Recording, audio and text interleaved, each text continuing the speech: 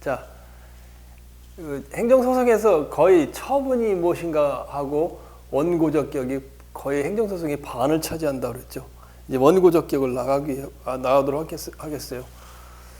자, 이제 당사자 적격이라고도 부르는데, 소송을 제기하기 위해선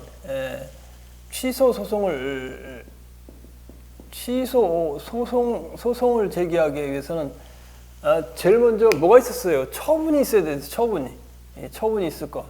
처분이 있어야 된다. 그래서 처분이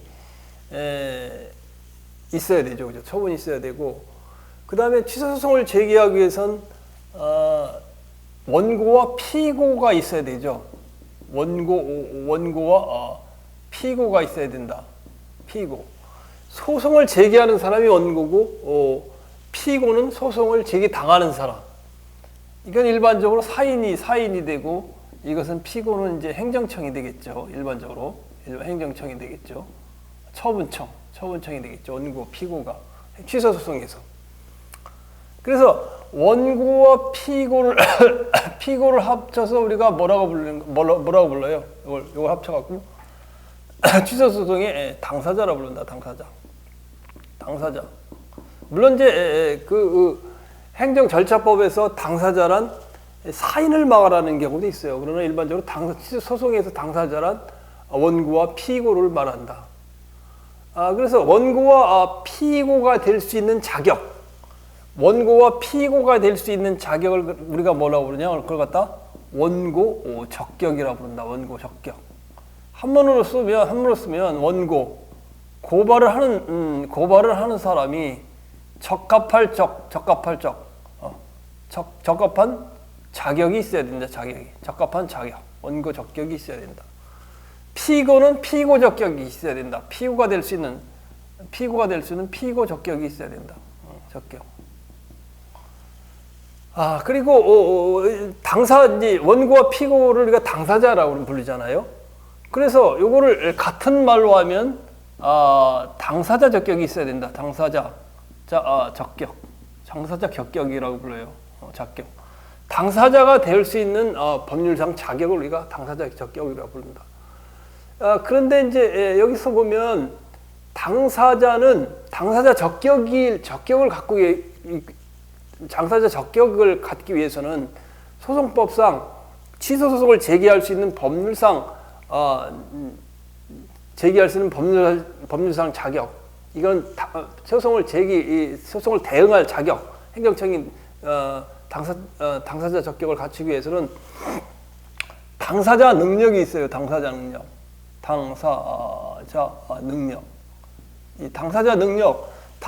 능력은 이게 소송법상 개념이에요. 소송법상 개념이다. 개념이다. 능력이라는 건 우리가 법률 행위를 할 수 있는 걸 갖다가 능력이라고 불러요.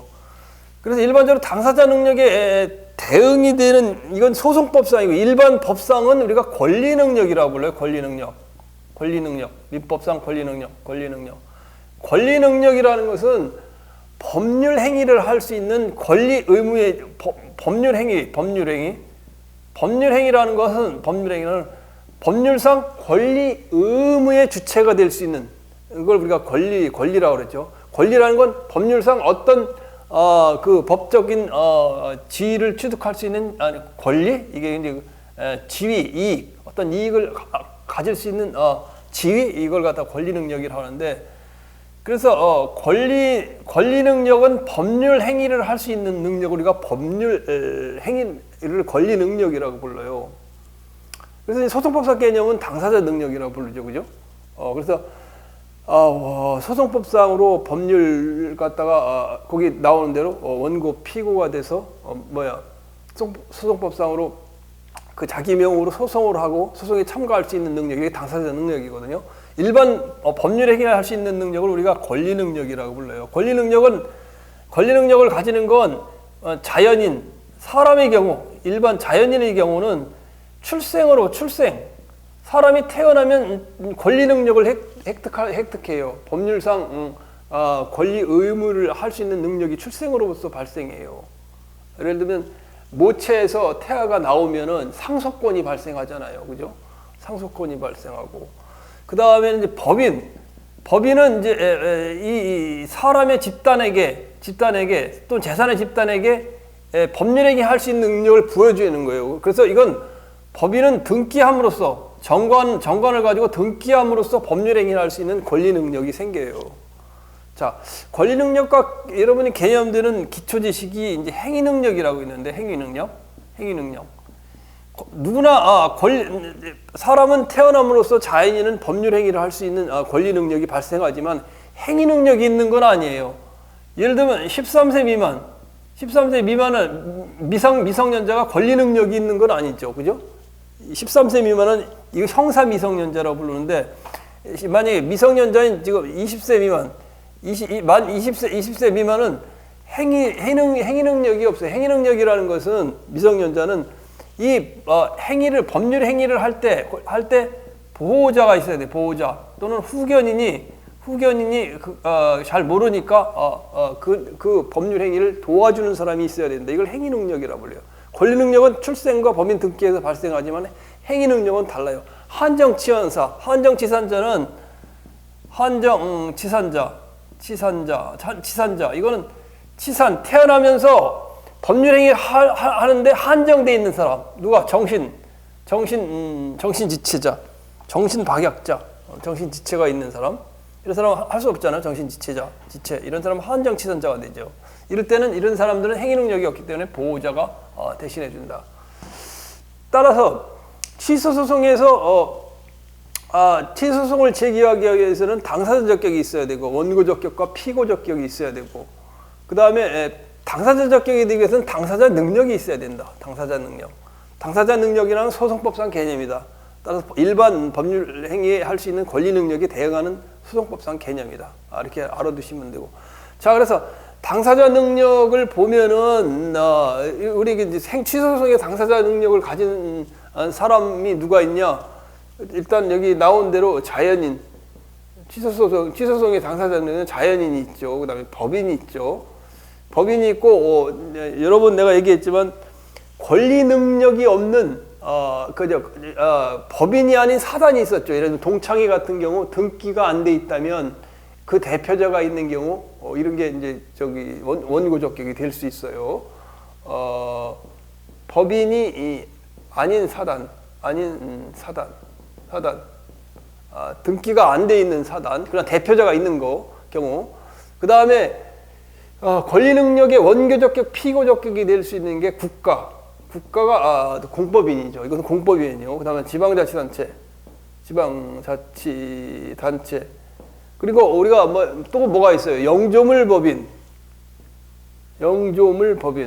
주로 국립대학 병원 이런 게 이제 영조물법인이에요. 그 다음에 도서관 이게 영조물법인이에요. 또 당사자 능력이 될 수 있는 게 공공조합도 있고. 그 다음에 그리고 이것이 이제 그 원고 또는 피고, 당사자 능력이라는 원고가 될 수 있는 능력, 피고가 될 수 있는 능력이 바로 이거란 말이에요. 그래서 이걸 당사자 능력을 가진 사람이라고 그렇게 부르죠. 자, 그래서 판례 하나가 자연인, 법인, 국가, 지방자 이것도 아닌 도롱뇽이 뭔지 알죠, 그죠? 도롱뇽 모르는 사람 있나? 조그만 도롱뇽 이렇게 꼬리 달린, 요체이 같이 꼬리 달린 거 있잖아요. 도롱뇽이 당사자 적격이 있느냐 이런 문제가 내가 있었는데, 예를 들면 부산에서 부산 천성산이 있었는데, 천성산이 있었는데, 예를 들면 이렇게 산 있잖아요. 산이 있는데 이 터널을 이렇게 뚫어가지고 부산시에서 했나? 여기 터널 공사 착공을 했어요. 공사 착공을 했는데 이 터널이 생기면 아무래도 도롱뇽이 이제 피해가 많이 가죠, 그죠? 그래 도롱뇽이 소송을 제기할 수 있냐? 도롱뇽이 소송을 제기할 수 없으니까, 생물이 제거할 수는 없으니까, 누가 제기해줬냐? 도롱뇽과 친구들이 했다. 친구들. 도롱뇽과 친구들이 해줬다. 친구들이 누구냐? 친구들이 바로 NGO, 도롱뇽 자연보호 NGO들이 했다. 근데 NGO, Non-Government Group, Non-Government Group, NGO여야 되지. Non-Government Organization, NGO죠. Organization이죠. 그래서 NGO에서 해줬는데 이때 당사자 적격이 없다, 원고 적격이 없다고 판결을 내린 게 뭐 유명해요. 이거 뭐 행정 소송을 공부하면 이걸 모르는 사람은 간첩이지, 그지? 자, 그다음에 이제 소송 중에 협의 소익이라는 게 협의 소익이라는 게 있는데, 협의 소익은 나중에 자세히 해요. 자세히 공부하는데, 협의 소익은 일반적으로 원고 적격, 법률상 이익이라는 건 어떤 경우냐면 현재 처분이 존재하고 있는 경우에 이때 원고 적격, 소익, 원고 적격이라는 말을 하고 소익이라는 말하고 같은 말이에요. 원고 적격이 될 수 있는 소송을 제기할 수 있는 법률상 이익이 있느냐? 법률상 이익이 바로 소송을 제기할 법률상 이익이 소익이에요. 소익이 있냐? 소익이라는 건 소송을 제기할 수 있는 법률상 이익이 있느냐? 이걸 소익이라 줄여서 소익이라 그래. 협의 소익이라는 건 뭐냐면 일반적으로 현재 처분이 존재하고 있는 경우 소익이 있다고 그래요. 이때 소익이 있어요. 소익이 있는데 협의 소익은 현재 처분이 없어. 현재 처분이 없으면 소익이 없어야 되는데 현재 처분이 없는데 소익이 인정돼. 이게 협의 소익이에요. 이제 뭔가 이따 이제 다시 할 거예요. 그러니까 이런 게 있다는 것만 지금 알려두고, 그다음에 취소 소송에서 원고 적격의 문제는 원고 적격의 문제는 사실심 변론 종결. 사실심실은 뭐라 그랬어요? 지방법원, 고등법원, 행정법원, 고등법원에서의 판결, 심리를 갖다가 우리가 사실심이라고 그랬죠. 대법원에서는 뭐라 그랬어요? 법률심이라고 그랬잖아요. 그래서 사실심 변론 종결시, 변론 종결이 2심인 고등법원에서 변론을 끝낼 때까지, 변론 종결시까지. 그 다음에 원고 적격은 상고심, 대법원에서 상고심에서 원고 적격이라는 거, 소송을 제기할 법률상 이익이 있어야 되겠지. 그 법률상 지위가 있어야 되고 이익이 있어야 되겠지. 만약에 없다면 각하돼 버리죠. 이건 소송 요건에 대한 부분이니까. 그래서 원고 적격이라는 말을 보면은 취소 소송을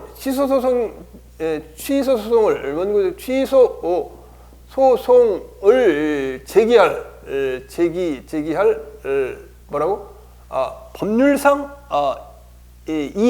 법률상 이익이 있는 자, 법률상 이익이 있는 자가 바로 뭐라고? 이게 원고 적격이다. 소송을 제기할 법률상 적합한 자격이 된다.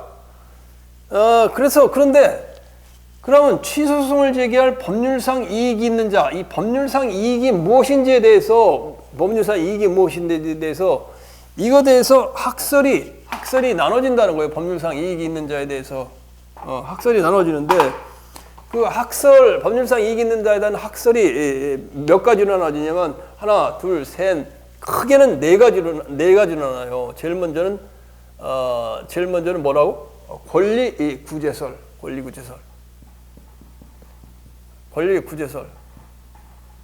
법률상 이익이 있다는 것은 그 권리 처분 등으로 개인의 권리가 침해된 자, 처분으로 개인의 권리가 침해된 자, 이게 이제 권리 구제설이고, 두 번째 우리나라의 통설인 뭐예요?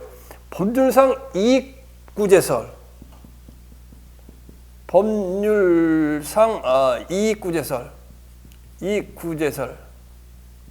그 다음에 법률상 이익 구제설을 갖다 뭐라고 한다 그래서 법률상 보호이익설.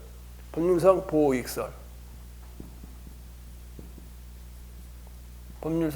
보호이익설.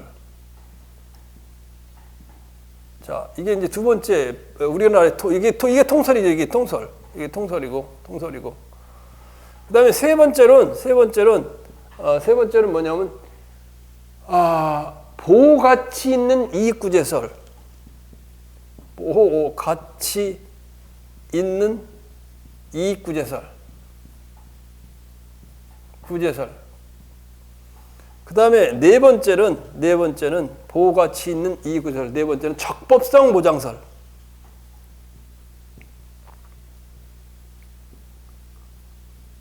이렇게 이제 네 가지로 크게 네 가지로 나누는데 여기서 우리가 이제 유념해서 해야 될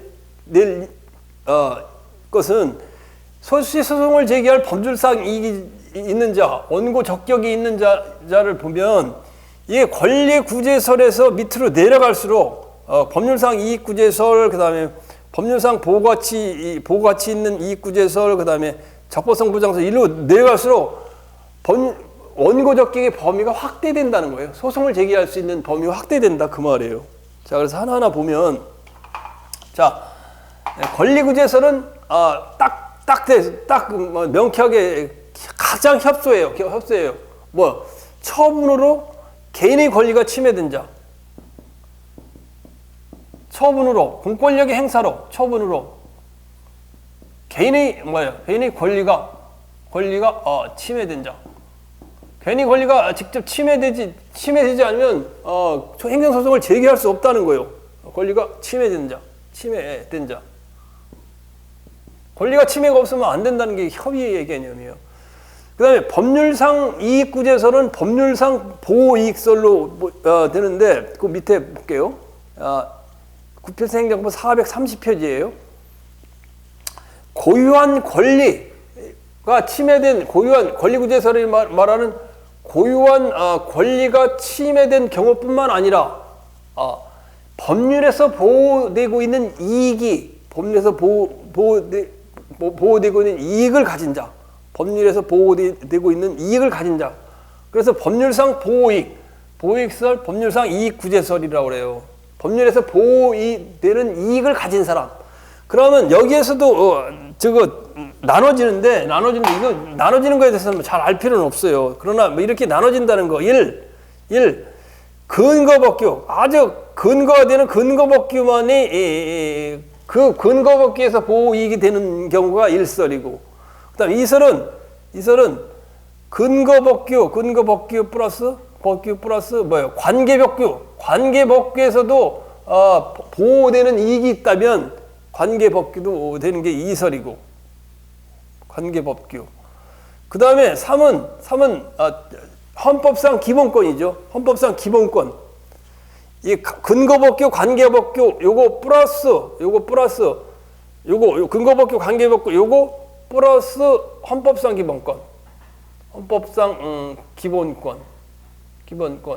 기본권을 포함하는 개념으로 보는 것이 1설, 2설, 3설이에요. 그런데 이게 근거법규, 관계법규 앞에서 많이 여러 번 했어요. 근거법규, 관계법규에 의해서 보호되는 이익이 있는 사람, 이게 원고 적격이 행정 취소소송을 제기할, 항고소송을 제기할, 소송을 제기할 원고 적격이 있다. 그 소송을 제기할 법률상 이익이 있는 자다. 그 다음에 보호가치 있는 이익구제설은 실체법적 증거로 하는 것이 아니라 소송법적 관점에서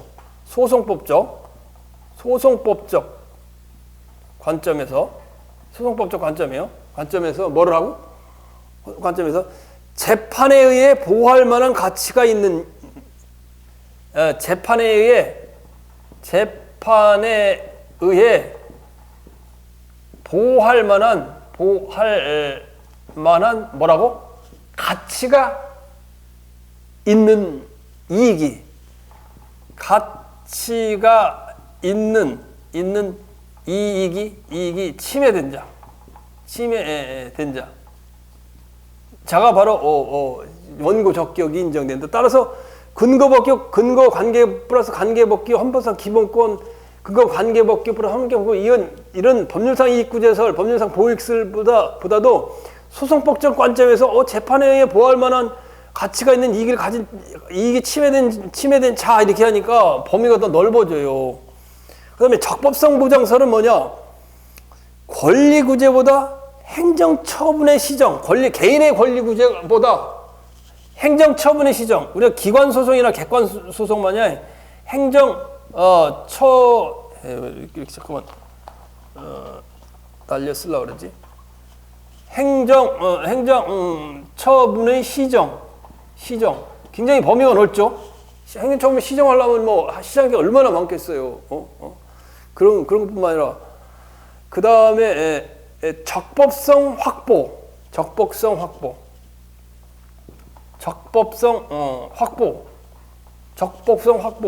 되면 적법성 확보 행정처분의 시정 적법성 확보 이렇게 되면 안 들어가는 게 거의 없겠지. 소송 안 들어가는 거 없지. 확보에 가장 이해가 관계가 있는다. 가장 이해관계가 있는 자는 원고적격이 인정된다. 그래서 권리구제설이나 법률상 이익구제설, 보호가치 있는 이익구제설, 적법성 보장설에 의하면 원고, 소송을 제기할 수 있는 범설상 지위가 있는 자가, 이익이 있는 자가 범위가 계속해서 넓어지죠. 그렇죠? 그런데 우리나라는 이 법률상 이익구제설, 법률상 보호이익설을 취하고 있다. 주로 뭐 근거법규, 관계법규에 대해서는 많이 나왔어요. 지금까지 우리가 행정법을 공부하면서 많이 나왔었죠. 그죠? 자, 원고적격에 대한 학설은 이렇게 돼 있다 그 말이에요. 자, 그렇게 되면 이제 지금부터는 이제 계속해서 많은 시간을 그러면 연고적격이 인정된 판례가 어떤 것이 있느냐 그것에 대해서 이제 처분마냥 무지무지하게 검토해 가는 거죠, 그죠? 뭐 경업자 소송, 경원자 소송, 복회적 행정행위, 허가의 경우 뭐 이제 계속 검토해 가는 거지. 그래서 판례에서 시험해라니까, 그죠?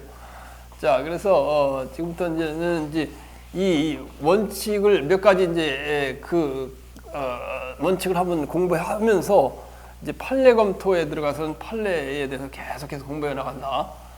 자, 그래서 뭐 어떤 거는 공부를 안 하면 모르는 것도 있고, 어떤 거는 뭐 이미 배워서 쉬운 것도 있고 그래요. 자, 그래서 원고적격의 공통된 입장은 처분의 원고적격 공통적인 입장은 뭐예요? 처분의 근거법규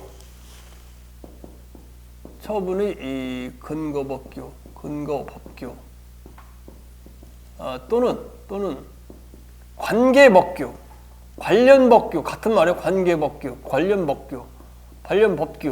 관계법규에 의해 보호되는 이익에 의해 보호되는 이익의 침해가 있는 자.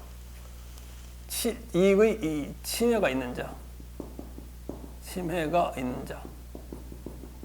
이 사람이 취소소송을 제기할 원고적격, 행정소송을 제기할 원고적격, 항고소송을 제기할 원고적격이 인정된다. 그런 말이에요.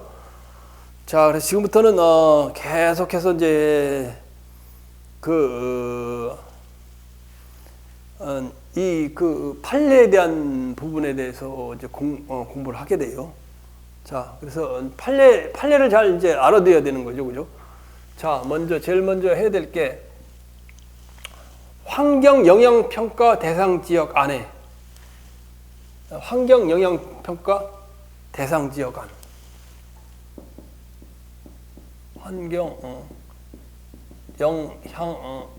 환경영향평가 대상 지역 안 환경정책 기본법 및 관련 법에 의하면 어떤 농지 개량 사업을 하거나 공유 수면 매립 면허, 공유 수면 매립 면허, 또 농지 개량 사업 시행인가, 농지 개량 사업 시행인가. 공유수면 매립면허나 농지개량 사업 시행인가는 뭐예요? 처분이죠, 처분. 이 처분에 대해서 취소소송을 제기할 사람이 누구냐? 환경영향평가 대상 지역 안에 있는 주민이라는 거예요. 안에 있는 주민, 안에 살고 있는, 거주하는 거주하는 안에 거주하는 주민, 안에 거주하는 주민은 그렇다. 환경 영향 평가 대상 지역 안에 거주하는 주민은 정부의 공유수면 매립면허에 행정청에 처분청에 또는 면허 또는 농지개량사업 시행인가 처분에 취소 소송을 위한 원고적 격이 인정된다 그 말이에요. 가장 큰 것이 새만금이에요. 새만금. 여러분 새만금 가보셨는지 모르겠네. 새만금. 새만금 여기가 군산이 있잖아요. 군산. 여기가 군산이 있고 이쪽에가 뭔지 잊어먹었네. 강경련 아니고 이쪽에 뭔지 잊어먹었네. 그런데 여기 바다가 이렇게 있었잖아요. 이렇게 있었어요. 여기서 군산에서. 그런데 군산에서 이 바다 새만금 방조제가 이렇게 지금 막혀서 돼 있잖아요. 그래서 새만금 방조제 막을 때 이 취소송이 얼마나 걸렸는지 몰라요. 그래서 여기 사는 주민들이 이 공유수면 매립면 이거 메꿔 갖고 여기 이제 군산 메꿔 가지고 이거 굉장히 길어요. 그 차를 가지고 여기 통과해 가려면 굉장히 길어. 한 40km 되는 것 같은데 내가 보니까 굉장히 길다고. 그래서 이걸 막아갖고 여기서 이제 뭐 개발을 한다고 그러는데 이거에 공유수면 여기를 매립해야 될 거 아니야. 매립면허, 농지개량사업 시행인가 이런 거는 이거와 관련된 영향평가 지역 주민에 있는 주민들은 공유수면 매립면허 이거 못하게 취소소송이나 농지개량사업 시행인가 취소소송을 제기할 원고적 격이 인정된다 그 말이에요. 쉽게 얘기하면 뭐 그렇게 어려운 건 아니고. 그 다음에 환경영향평가 대상 지역 밖에서 안에 사람들이 당연히 인정되지. 밖에 사람들 이게 환경영향평가 지역이라고 만약에 생각을 한다면 이 밖에 있는 사람들은 어떠든요. 밖에 있는 사람들은 자기의 법률상 보호되는 이익이 침해된 것을 갖다가 증명해야 돼. 증명하면 증거 서류를 가지고 내면 그때는 취소송의 원고적 격이 인정돼요. 자, 이것이 이제 제일 먼저 번이고 두 번째는 지난번에 했었죠. 두 번째는 뭐 했어요?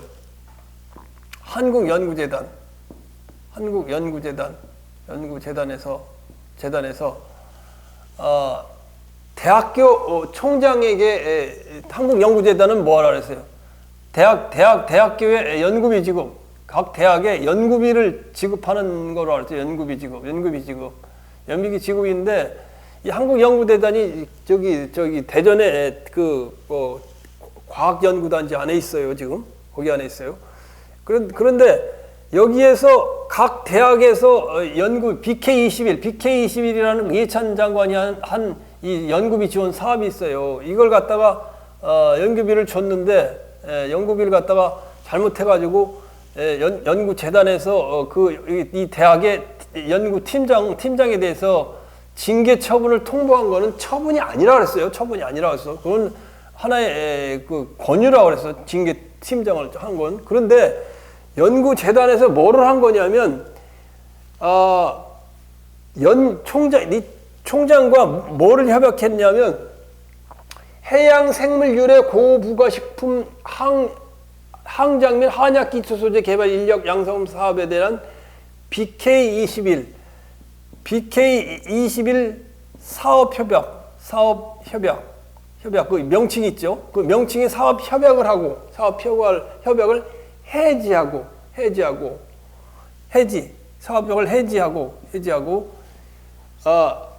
연구팀장 을에 대한 연구팀장이 을이에요.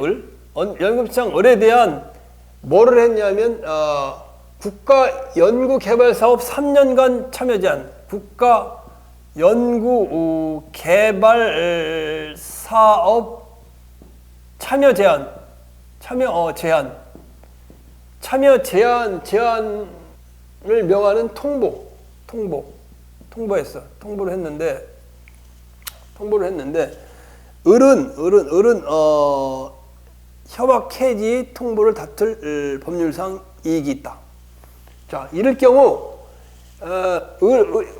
연구팀장 의뢰 징계 처분에 대해서는 처분성이 없지만 국가연구개발사업 참여 제한 통보에 대해서는 처분성을 인정했어요. 처분성을 인정했어요.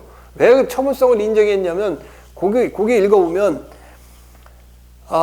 연구개발비를 출연하는 것은 연구중심대학은 물론 그와 별도로 대학에 소속된 연구인력의 강화, 연구인력의 역량 강화에도 목적이 있다고 보이는 점.